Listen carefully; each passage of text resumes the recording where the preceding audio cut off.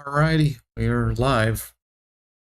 There, it just popped up on my phone. Great. So we're just waiting for some people to jump in. We're going to get started here in just a couple minutes.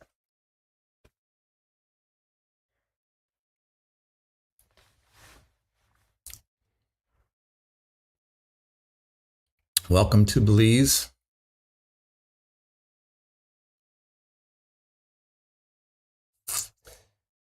To my office/bedroom. Hey, Jan. Office/bedroom. Dawn is in the her office is basically in the living room, and mine is in the back because I need things quiet, and just helps me concentrate and focus. So it's just better if I stay back here. So we bought a desk, and speaking of the devil, hey, so we bought a desk and we put it in here, put all our gear in here. Are you live? I am. Oh, is it time? It is time. It's 2:00. Isn't that what time we start? I don't know, I guess. I'll have to go look. 2 to 2:30. Okay. Yeah, how about that? In fact, what I'm going to do, so I don't go too long, is I'm going to put my timer up here. And it's 2:00 exactly. 8, 9, 10 seconds. So Don is probably going to jump on the chat here and make some comments and stuff. If anybody else is paying attention, go ahead. There you are, Jen Long Foster. Hey, thank you for jumping on. So what I'm going to talk about today, if you've seen my post from earlier, is I'm going to talk about how to create self-confidence and self-esteem. Interesting because, hey, Jim, I had Don and I, we had our mastermind call this morning. And in the mastermind, I had mentioned that I was going to be talking about this subject this afternoon on my Lucky Live. But I also wanted to ask, kind of run it by them and see if the consensus of our mastermind group, where we were, if we were all on the same page or how we were thinking about this, and kind of help me organize in terms of, I had the list, but I didn't have them in any particular order. And I wanted to kind of go over that before I went live with you guys. And so I did. And I had a surprise. There she is. There's Dawn. So I had quite a surprise. And the surprise was, as I went through the list and we go through everything and make a couple of adjustments in the order in which they went, towards the end, I had asked everyone in that group, in our mastermind, which we do daily. We meet every single day. By the way, that is open to anybody. There is a monthly charge to be in that. But anyway, so I asked everybody, being involved in this group every single day, and we talk about business and success and money and wealth consciousness and success principles and success mindset and some specifics. But anyway, one of the things is being in this group has every single day. Some of them, we've got some people have been there for 3 years that we've been doing this. It's been a closed group. It's been very closed group for quite some time. And we've just recently opened it up to be able to have anybody with whatever business they're working, or if they want to get into business, they want to learn about business, whatever, learn about success and money. We kind of opened it up for everybody. So some people have been here for 3 years, many of them for more than a year or two, and then a couple of newer people. And I had asked the question, what one specific thing, and I'm going to go through this list for you. I've got actually 12 things. It started off as 10, but I had to add 2 more. Out of 12 things that were on this list, which one, or do you have one of your own that you believe has been the most significant thing that is responsible for your level of confidence? Well, first of all, do you believe your self-confidence and your self-esteem, do you think it's improved since being in the group? And they all said, yeah, absolutely, absolutely, absolutely. And then my next question was, what one contributing factor do you think is the major thing that is responsible for that?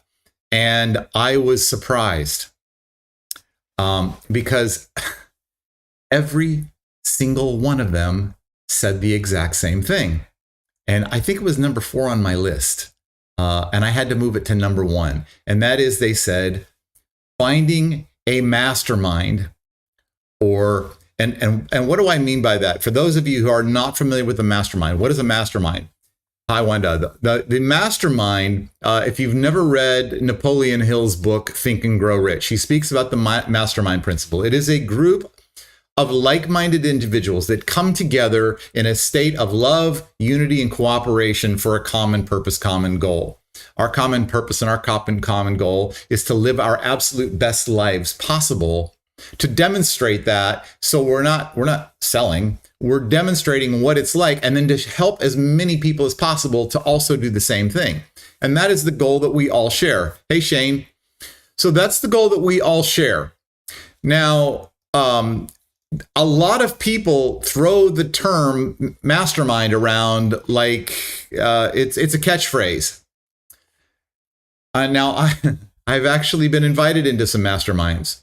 And I can tell you, they are not masterminds. They're support groups.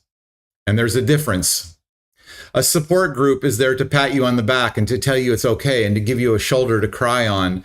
And it's, generally speaking, it's, in my opinion, this is only my opinion, is in an unhealthy environment. Does not help you to grow past where you're at. It's about licking the wounds and licking the wounds. And so many of the groups that call themselves mastermind groups are really support groups.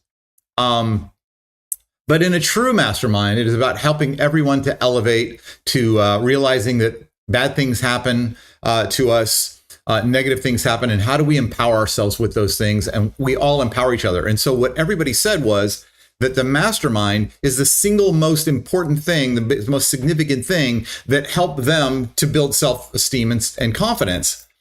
And it was because anytime, let me back up just one second. How did the mastermind get started? The mastermind got started because Dawn and I were on this mission to accelerate our lives, and we were doing it in one of our businesses. And what we were doing was initially to try to help people that were new into business, who didn't know much about business, who were, like, it was like they were doing a side gig, trying to make a little extra bucks. And they were looking for a place to get information and how to grow. And so we thought, let's put this group together of people who want to do this. And that's where it started out. Well, once you get in, hi, Tiffany. Once you get in, the first thing we need to do is we need to decide, why are we doing this? What is the purpose of what we're doing this for? And then start to share our vision of the thing that's going to move us. Hello, Wanda. The thing that's going to move us forward. What happens oftentimes, and we'll see this in other groups. For instance, there is a Instagram page that I follow. It's called Billionaire Playbook, I believe. And they have a different philosophy than I do. And their philosophy is, don't tell anybody what you're doing. Kind of work stealthy. Work in silence. Let your success speak your truth. And there's nothing wrong with that. But Dawn and I, we follow a different philosophy, and that is, and part of the reason for that is because you don't want to get the negative feedback, right? That often comes when you put it out there. It's like, hey, you know what? Dawn and I, we're planning on buying a Nordhaven expedition trawler, right? An ocean crossing yacht. And they start, in the 1 million range, right? At the $800,000 range for a smaller one. And then as soon as you put that out there, what's going to end up happening is a lot of the people who knew you from your previous life or from your old life are going to, and we actually had this was brought up today as somebody said, yeah, good luck with that. It wasn't to us. It was to somebody else in their dream and their goal. We have somebody who's just written their first book, and it's getting ready to be published on Amazon. It's in printing and all of that right now. And so congratulations on your book, and this is great. And he told him what he wanted to do with his goals of, what are you going to do next? He says, I think I'm going to write another one. And my goal is to do this. And the friend's response was, good luck with that. So oftentimes we are bombarded with people. Hello, Mickey. We are bombarded with people who don't believe in our goals. And so from the Billionaire Playbook page, their thing is, don't put that out there. And Dawn and I believe differently. We say, do put it out there. Hold yourself accountable. Go ahead and put it out there. But the problem is that you get so much ridicule and it takes an emotional toll on you. And it's difficult enough to go out and accomplish things that seem impossible without having all the ridicule. And so what the group said this morning was, the reason why the mastermind is so important is because oftentimes it's not that we're wrong. It's not that we're going in the wrong direction. It's not that our goals aren't worthy or that we're even capable of doing them. It's that we are outnumbered. It's like Mike Tyson can kick the crap out of just about anybody. But let's put him in the ring with one of the best fighters in the world. Let's see how well he does. Let's put him in the ring with 10 of the best fighters in the world all at the same time. Even Mike Tyson is going to get his ass kicked, right? Because sometimes you're just outnumbered. And so what they all said was the mastermind is we're not outnumbered any longer. Now we've got enough of us together that believe in each other and support each other, that was the number one contributing factor to raising our level of self-esteem or self-confidence. So my advice to you is, if you're looking to take your life to the next level, either find a group or start a group of like-minded people. The difficult thing is managing that group and making sure that the people there are all like-minded and stay like-minded, because we've had people come and go. We've had people come in that started on the right path and then kind of veered off and started to become a liability and undermining some of the, and we just removed them. And sometimes you have to do that. But anyway, so find a mastermind group, or create a mastermind group or some other group, and hopefully not a support group. People that just give you a place to cry on your shoulder. So that was number one for self-esteem. And I thought that was fascinating. I've spent 10 minutes on this. I'm sorry to spend so long. Hello, Christopher. I spent a long time on that one thing, but I was just because it surprised me so much and I didn't realize how valuable our folks really thought it was. Number two, decide what you truly value. Figure out your goals, figure out what you truly value, and then find a mentor. Or I suggest 5 mentors of people that you respect, that you admire, that you would like to be like, that have qualities that you have. One of our people said Helen Mirren was one of her mentors or role models or whatever. And it's, why is that? And it's because she's strong. She doesn't have a problem using language once in a while, but she is elegant, and she is gracious, and she is classy, and she dresses and has this air about her. And so finding 5 people for us, Grant Cardone was one of them, obviously, because those of you know, we were a big follower of his and actually do a lot of training with him and stuff. And we have some other mentors as well. And so finding someone that you emulate. And why does that help your self-confidence? Because you have a goal of, like, if I have 5 people and this quality, and it doesn't mean you're going to be just like them. It means if I got this quality, this quality, this quality, this quality, these are things that I admire. If I could be like that person, since I admire them, I would actually admire myself. So focus on that. Finding someone, figuring out what your values are, finding someone's, preferably 5, and then go about making the actions and the behaviors and the things that would be similar to what that person would do. And that will also help build up some self-esteem. It has helped me in a big way with mine. Number 3, I hope you guys are writing this down. Hello, Phyllis. Number 3 is really big. This was my number 1. And that was stepping out of your comfort zone. Doing things you've never done before. This is a little embarrassing, but what the hell, right? People who have nothing to hide nothing. When Dawn and I first started in our new business that we still do, when we first started in it, one of the things that was going to be required was that we were going to have to get more in the public eye and start doing some public speaking. And I had a phobia against that. And this was a problem for me. And I just figured, Dawn, she doesn't mind speaking in public, so we'll just put her in the limelight. And it soon became apparent that I was going to have to take on a bit of that role. And that was not good. And so one day, I come out of the back of the boat when we were still living on Chrysalis. I come back out of the back of the boat and I'm dressed up, similar to what I am now. And Dawn's like, where are you going? And I said, I'm going to Toastmasters. Hey, Andy. And she's like, what? And I said, when I follow the story out of what's taking place, and as our businesses continue to grow and our influence starts to grow or continues to expand, I recognize that I'm going to have to be on stage and probably going to be standing in front of several hundred or maybe even a couple thousand people in the future.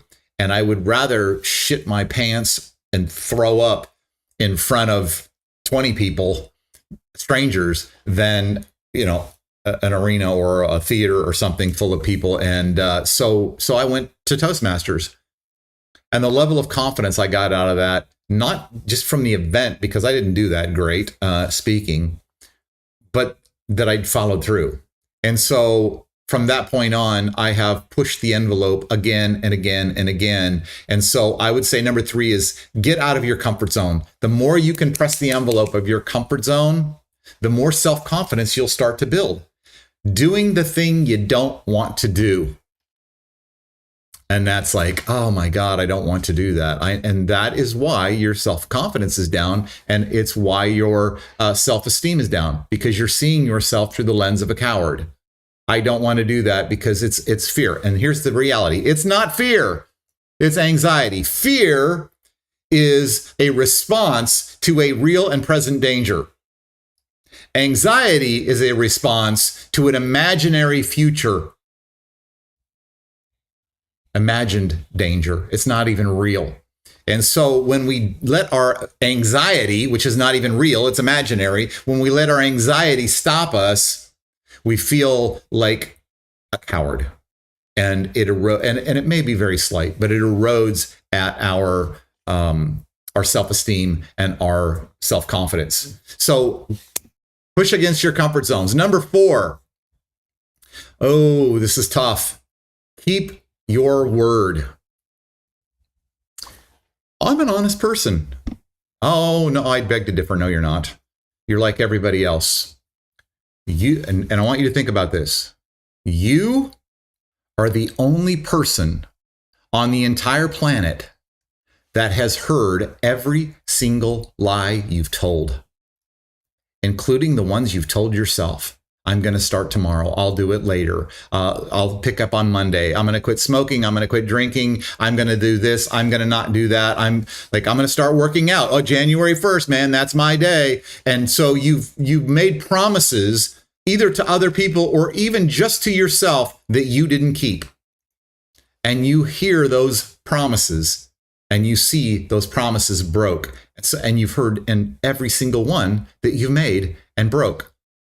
So you have to start to become, I don't know that we will ever get to the place of impeccability, but that should not excuse you from making that as the goal and striving every day to be as impeccable with your word as you can. And when you don't, you do, okay, you know what? Reestablish, I let myself down here. And so that is, keeping your word is huge. Number 5, this is a big one too for me, and that is creating a morning routine. Creating a morning routine. Hello, Carol. Creating a morning routine is huge because what it does is it sets you up to start with wins before you even get the day started. I am the person who likes to sleep in late. I don't like to get up early. I like to sleep till 9, 10 o'clock. Those days are gone. I woke up this morning at, I think it was 3:03, or maybe it was 4. I don't remember. I wake up between 2:30 and 4:30 generally every day without, hi, Audrey. I wake up without an alarm.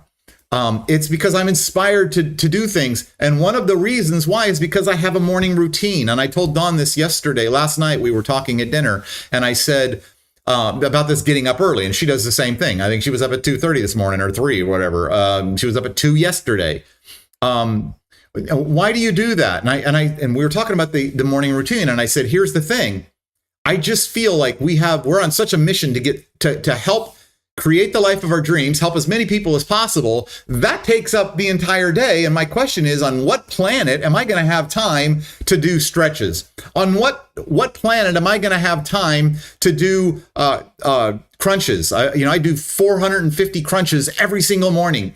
On what planet am I going to have time to do that? And then I do stretches after that. And then I sit down for about 20 minutes to do affirmations and write out my goals. And like, when am I going to do this? I don't have time for all that. And then 7 o'clock, I go down to the gym. When am I going to have time to do all that? And so by having a morning routine and having a purpose for the morning routine, I find myself getting up early so that I can get all that done, so that I do have the day in front of me. And I will tell you, getting all that stuff done, I didn't even put it on the list. You need to put this on the list. This is going to be 5A. Get in the gym. Start eating right. Start exercising. These will improve your self-esteem. I don't know why I didn't put them on the list. I wasn't thinking about it. See, there you go. Get in the gym, start working out, even if it's 15. I started with 15 minutes, guys. Dawn had me doing very light stuff. She was lifting more than me. I'm a grown-ass man, and she was lifting more than me, and I was only doing 15 minutes. She goes, I don't want you getting hurt, and I don't want you getting tired. I want you to come back tomorrow. I want you to do this tomorrow. If it's 15 minutes and it's easy, you'll come back tomorrow. If it's too hard, you'll I'm sore, and you won't come back. So I'm going to make it so easy you have to come back. And it became a habit. And now go to the gym. So, morning routine gives you the wins. Going to the gym gives you the wins. And then also find a nutrition plan or an eating plan that works for you, that helps you to put the right nutrients and calories in your system. That too will also help increase your self-confidence and self-esteem. Number 6. So we got 5A, go to the gym. 5B, eat right. Number 6. One of our mentors, so one of the people, not really a mentor, but we kind of follow her. Her name is Cody Sanchez, if you don't know who she is. Hello, Helen. Cody Sanchez says, eat the frog. What the hell does eat the frog mean? It means do the hard thing first. Do the hard thing first. If you want to start building self-esteem and self-confidence, do the hard thing first. Get it out of the way. Just if you got to make a phone call, just make the phone call. Like, oh shit, pick up the phone, make the call. I'm going to hate this. I got to let somebody go. I've got to, whatever it is.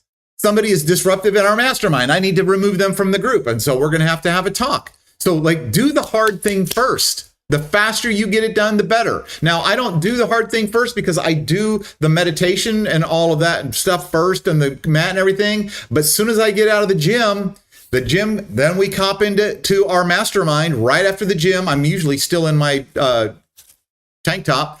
Do the mastermind. Immediately after the mastermind, it's take a shower, hop out of the shower, and then what? Do the hard thing first. So that's the first thing on the list of the to-dos that I don't normally do every day. Do the hard thing first. That's number 6. Number 7. Educate. I can tell you that the more you know, the better you are to be prepared. Abraham Lincoln said, be prepared and perhaps your time will come. One of our mentors, a gentleman by the name of Myron Golden, says, be prepared because your time's coming whether you're ready or not. And so education helps us to be prepared. We study finance. We study wealth creation. We study business. We study health and biohacking. We study relationship skills. We study lifestyle design. We study strategic intervention. We study. Why? Because we're prepared. And it doesn't matter what life throws at us. We're always able to shift. It doesn't matter what it is, whether it's interpersonal, whether it's relational, whether it's romantic, whether it's health. Doesn't matter what it is. We can pivot because we are educated. So get an education. That will help you so much to build your self-confidence, because when you start getting into conversations, you can just fire off here, right, left. And so that is really, really good. Derry, I don't know who Derry is. Hello, Derry. Dawn just said hi, Derry. So I assume that's not a typo. Oh, yeah. Oh, Daryl. Okay. Looks like an eye on my screen. Daryl. Gotcha. Boom. Now I know who Daryl is. Number 8, take action. There's actually 3 parts to number 8. Take action, which is A, right? More action, which is B, and massive, like the bus is on fire, like the last bus out of town, massive action, take action. This too will also increase your self-esteem and your self-confidence. So take action and do it now. Do it now. Do it now. The minute you're inspired, don't wait. Inspiration will be gone in a moment. Motivation. When you watch a motivational thing on YouTube or someplace, hi Sherry, that motivation will be gone in a moment. And most people are waiting. It's like the motivation or the inspiration hits them, and then it's like, well, I got to do this and I got to do that, and then they don't do it. And then what they just do, they just lie to themselves again, which goes all the way back to which was that number? Keep your word. Number 4, right? So we lied to ourselves. So take action immediately. And that's also eating the frog, right? Doing the hard thing. Just do it. So that will absolutely help your self-esteem and your self-confidence. Number 10 is don't compete with anybody. Compete with yourself. Your page 2 is you can't judge somebody's chapter 16 on your page 2. And most of you aren't even writing the same book, but yet you want to compare yourself to somebody else's success and then wonder why you're lacking self-esteem. It's because you're trying to compare yourselves to somebody who's way further down the road than you. But remember, they started where you are. Nobody starts being a professional athlete. Nobody starts being a professional, a leader or a CEO. Nobody starts with $1 million business right out of the gate. It takes time to develop that stuff. So compete with you. Don't compete with anyone else. I want to say something else about that.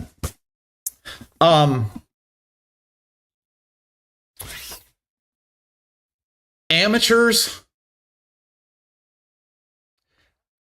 I thought I had it on here. Maybe I forgot to put it on here.